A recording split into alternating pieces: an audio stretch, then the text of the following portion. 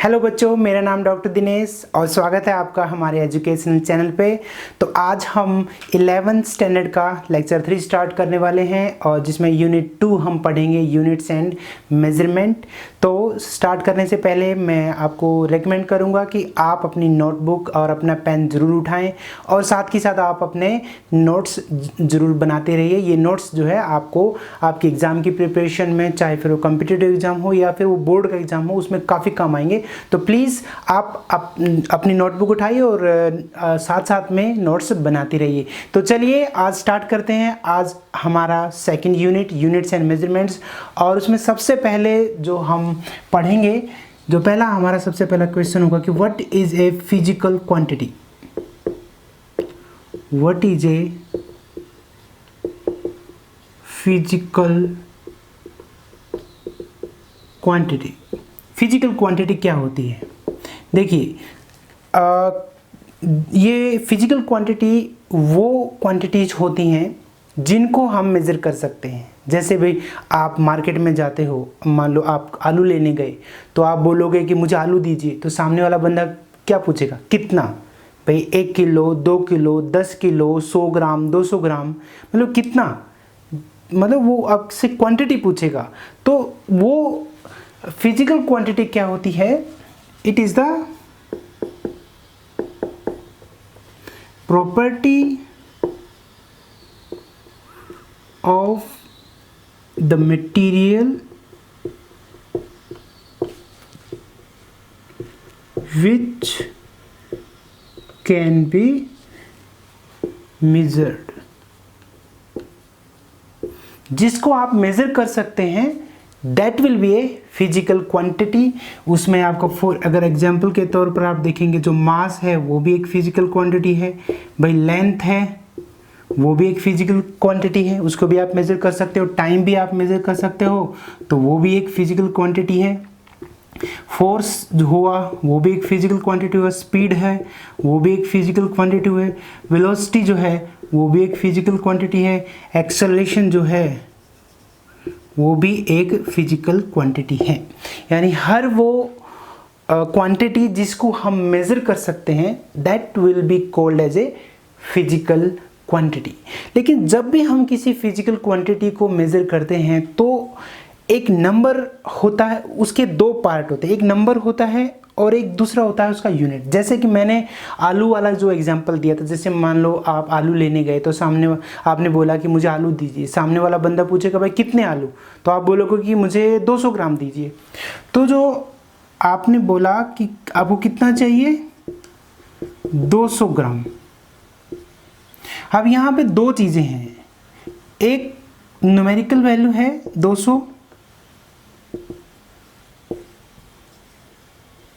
और जो ग्राम है आपका, दैट इज द यूनिट। मतलब कोई भी जो मेजरमेंट की जैसे वेट है, कोई भी जो मेजरमेंट की जो क्वांटिटी का है, दो चीज़ों से मिलकर बनी है। One is a numerical value and second is the unit. अब क्वेश्चन यहाँ पर ये आता है कि what is a unit. Yes, so next जो हमारा होगा, तो आई होप कि आपने ये साथ साथ में उतार लिया होगा। नेक्स्ट हमारा होगा कि what is a unit. Unit क्या होता है? जो हमने कहा कि भाई जैसे फॉर एग्जांपल मैं एग्जांपल लूँ, मैं बोलूँ 1 kg या 100 kg, या मैं बोलूँ 100 मीटर या 100 किलोमीटर। तो यहाँ पर ये जो है सेकंड वाला सिंबल, ये है आपका यूनिट। यहाँ पर केजी है और यहाँ पर मीटर है, यहाँ पर किलोमीटर है, या मैं बोलूँ 100 सेंटीमीटर, या मैं बोलूँ अगर 1 सेकेंड। तो ये जो है, ये जो न्यूमेरिकल वैल्यू के बाजू में जो सिंबल है, दैट इज़ द यूनिट। और वो क्या होती है वही जानने की अब हम एक कोशिश करते हैं। देखिए, यूनिट जो होता है वो एक स्टैंडर्ड होता है। मतलब किसी भी चीज़ को मेज़र करने के लिए आपको एक स्टैंडर्ड की ज़रूरत पड़ती है। A unit is a standard reference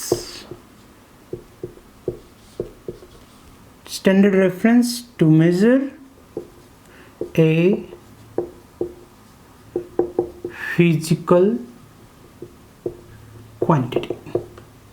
ये जो यूनिट होती है ये स्टैंडर्ड होता है, जैसे मीटर हुआ, केजी हुआ, सेकंड हुआ, दैट इज फिक्स्ड। न्यूटन हुआ जो फोर्स का है वो फिक्स है, इसलिए हम उसको स्टैंडर्ड रेफरेंस बोलते हैं। जैसे अगर मैं बोलूँ कि मेरा वेट 50 केजी है, तो जो केजी है वो एक स्टैंडर्ड है और उसका मल्टीप्लाई करूंगा मैं 50 से, तो मेरा वेट हो जाएगा 50 केजी। तो ये हुआ आपका यूनिट। तो यूनिट जो है वो एक स्टैंडर्ड रेफरेंस है, यानी हम हमेशा कोई भी फिजिकल क्वांटिटी को मेजर करते हैं तो यूनिट से कंपेयर करते हैं। भाई जैसे हमने कहा 100 सेंटीमीटर, तो सेंटीमीटर का 100 टाइम्स जो है दैट विल बी 100 सेंटीमीटर। तो हमने हमेशा एक कंपैरिजन हम करते हैं किसी स्टैंडर्ड रेफरेंस से, और जो जिस स्टैंडर्ड रेफरेंस से हम कंपैरिजन करते हैं उसको हम बोलते हैं यूनिट। अब यूनिट जो है वो दो प्रकार की होती हैं। एक होती है जो आपकी बेसिक यूनिट, और एक होती है आपकी डिराइव्ड यूनिट। यूनिट जो है दो प्रकार की होती है, एक आपकी होती है बेसिक यूनिट, ये जिसको फंडामेंटल भी बोल सकते हैं, और दूसरा होता है आपका डिराइव्ड यूनिट।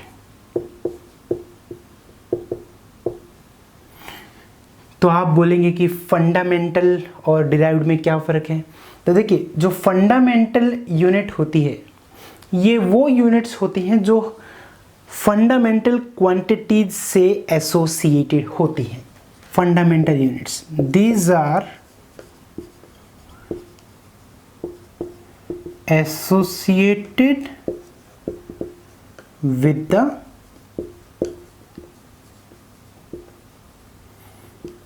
Fundamental quantities. और फंडामेंटल क्वांटिटीज क्या होती हैं वो मैं थोड़ी देर में आपको बताऊंगा।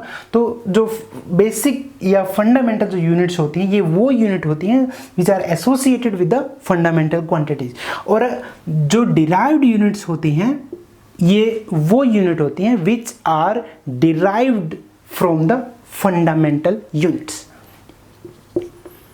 These are derived from the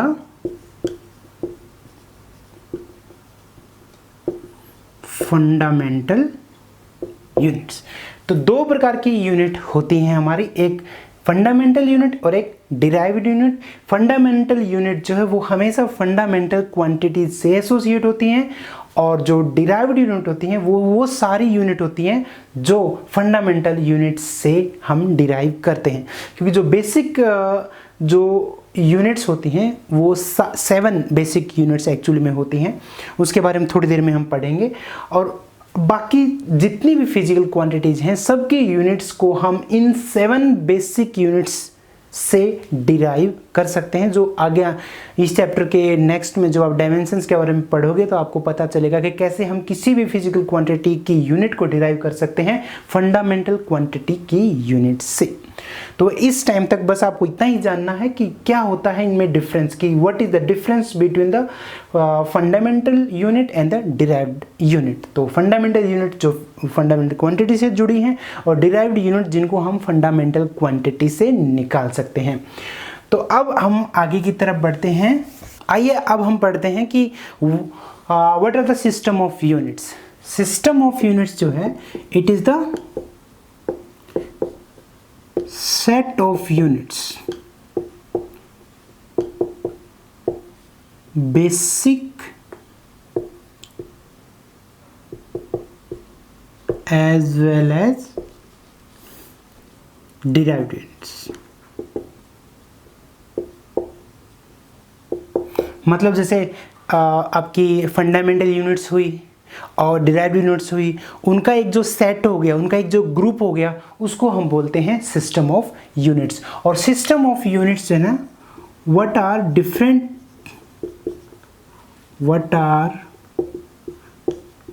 different system of units. हमारे 3 मेजर जो है सिस्टम ऑफ यूनिट्स होते हैं। We have three. One is MKS, second is CGS, and third is FPS. M का मतलब मीटर, K का मतलब किलोग्राम और S का मतलब हुआ यहाँ पर सेकंड। इसी तरह C का मतलब हुआ सेंटीमीटर, G का मतलब हुआ आपका ग्राम और S का मतलब हुआ सेकंड। इसी तरह F जो है इसका मतलब हुआ foot, P stands for pound and S stand for second. ये जो थर्ड वाला है फुट पाउंड सेकंड वाला, इसको ब्रिटिश सिस्टम ऑफ यूनिट्स भी बोलते हैं, क्योंकि ब्रिटेन में जनरली एफपीएस ही यूज होता है। मतलब वहाँ पर अगर आप किलोग्राम नहीं, वहाँ पर पाउंड की बात करते हैं वेट में, और वहाँ पर लेंथ में जो है सेंटीमीटर मीटर नहीं, वहाँ पर जनरली आपके फुट का यूज करते हैं। तो हमारे ये तीन डिफरेंट सिस्टम ऑफ यूनिट्स हैं, एमकेएस, सीजीएस और एफपीएस। अब यहाँ पर एक जो बहुत ही इंपॉर्टेंट बात आता है वो है आपका एसआई यूनिट्स, कि एसआई यूनिट्स क्या होते हैं, what are the SI units and what does this SI stand for. What are SI units? SI units जो है वो एसआई का मतलब होता है सिस्टम इंटरनेशनल द यूनिट्स, ये फ्रेंच ट्रांसलेट है इंटरनेशनल सिस्टम ऑफ यूनिट्स का। तो एसआई यूनिट्स जो होती हैं वो हैं जो इंटरनेशनली एक्सेप्टेड हैं मेजरमेंट्स के लिए यूनिट्स, उनको बोलते हैं एसआई यूनिट्स। ये यूनिट्स पूरा इंटरनेशनली एक्सेप्टेड हैं साइंटिफिक मेजरमेंट के लिए, या फिर आप टेक्निकल मेजरमेंट के लिए, फिर कमर्शियल मेजरमेंट के लिए, इंडस्ट्रियल मेजरमेंट के लिए, हर किसी टाइप के मेजरमेंट के लिए ये इंटरनेशनली एक्सेप्टेड यूनिट्स हैं, that are known as the SI units. और ये जनरली जो है एसआई यूनिट जो होती हैं जनरली ये एमकेएस सिस्टम से रिलेटेड होती हैं। जैसे जो लेंथ की मीटर जो यूनिट होती है that is it's SI unit. इसी तरह अगर हम मास की बात करें तो मास की जो केजी एसआई यूनिट होती है, और टाइम जो है उसकी सेम रहती है वो एसआई यूनिट। और अगर हम सीजीएस में बात करेंगे तो लेंथ की जो है वो सेंटीमीटर हो जाएगी। ये अगर हम सीजीएस सिस्टम की बात करें तो केजी की जगह ग्राम हो जाएगा और सेकंड की जगह तो सेकंड ही रहेगा। तो ये हमारा एसआई यूनिट्स हैं। जनरली आप जो रिसर्च पेपर्स होते हैं या बुक्स के अंदर आप जनरली एसआई यूनिट्स ही देखेंगे, जितनी भी स्टैंडर्ड बुक्स हैं उनमें हमेशा एसआई यूनिट का ही यूज किया जाता है। तो आपसे एसआई यूनिट के बारे में पूछेंगे नहीं, बट आपको ये पता होना चाहिए कि एसआई यूनिट क्या होती हैं। ये वो यूनिट होती हैं जो इंटरनेशनली एक्सेप्टेड होती हैं मेजरमेंट के लिए, यानी पूरी दुनिया में वो एक जैसा ही होती हैं। तो these are the SI units. अब हमारा आता है कि कौन सी सात जो मैंने शुरू में आपको बताया था basic physical quantity. What are 7 base physical quantities? 7 जो है वो बेस फिजिकल क्वांटिटीज होती हैं, मतलब वो क्वांटिटीज जिनको आप बेस फिजिकल क्वांटिटी मतलब जिनको आप किसी और से डिराइव नहीं कर सकते। इनमें सबसे पहले है मास, लेंथ, टाइम, फिर आपका टेम्परेचर, करंट, और उसके बाद आपका हुआ अमाउंट ऑफ सब्सटेंस,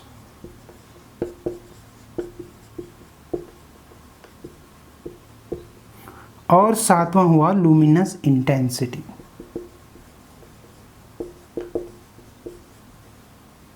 इंटेंसिटी। ये 7 बेसिक फिजिकल क्वांटिटीज होती हैं। मास, लेंथ, टाइम, टेम्परेचर, करंट। कई बार इसको कुछ बुक्स में आपको चार्ज भी लिखा मिलेगा, बिकॉज चार्ज और करंट तो आपस में कनेक्टेड ही है। अमाउंट ऑफ सब्सटेंस और लुमिनस इंटेंसिटी। अगर हम इनके यूनिट्स की बात करें, ऐसा यूनिट्स की बात करें तो मास की ऐसा यूनिट होती है किलोग्राम, लेंथ की होती है मीटर, टाइम की होती है सेकंड, टेम्परेचर की ऐसा यूनिट होती है के, कैपिटल के, kelvin, current ampere, amount of substance ये मोल में मेजर करते हैं MOL, और लुमिनस इंटेंसिटी ये कैंडेला, जिसको आप CD से, स्मॉल सी और स्मॉल d से कैंडेला, जो लुमिनस इंटेंसिटी होती है। तो ये 7 बेसिक यूनिट्स हैं और ये 7 बेसिक क्वांटिटीज और ये इनका यूनिट्स हैं। तो क्वेश्चन इस तरह से आपका आ सकता है कि what are the 7 base physical quantities and what are their units. तो आप चारों सातों के नाम लिख सकते हैं और उनके यूनिट्स के बारे में भी आप यहाँ लिख सकते हैं। तो ये हमारा बेसिक था यूनिट्स के बारे में। तो इसके बाद हम इस यूनिट में आगे की तरफ बढ़ेंगे, बट आज के लिए हम इतना ही पढ़ेंगे इस यूनिट के बारे में। तो मेरी रिक्वेस्ट है आपसे कि आप अपने नोट्स रेगुलरली बनाइए। ये नोट्स आपके बहुत काम आएंगे एग्ज़ाम की प्रिपरेशन के लिए भी और आपके कॉम्पिटिटिव एग्ज़ाम के लिए भी बहुत ही काम आएंगे। तो नोट्स रेडी रखिए ताकि आपको बार बार बुक्स पढ़ने की ज़रूरत ना पड़े, क्योंकि आपके खुद के बनाए हुए नोट्स जो है बहुत ही जो है क्रूशियल होते हैं। वो कब जो चीज़ आप नोट्स में लिख लेते हो, एक बार दोहरा लेते हो तो वापस से वो आपको याद आ जाता है। तो चलिए आज के लिए इतना ही। इस यूनिट को हम फिर से आगे बढ़ाएंगे। तब तक के लिए अपना ख्याल रखें, अपने परिवार का ख्याल रखें और हाँ, हमारे चैनल को सब्सक्राइब जरूर कीजिए।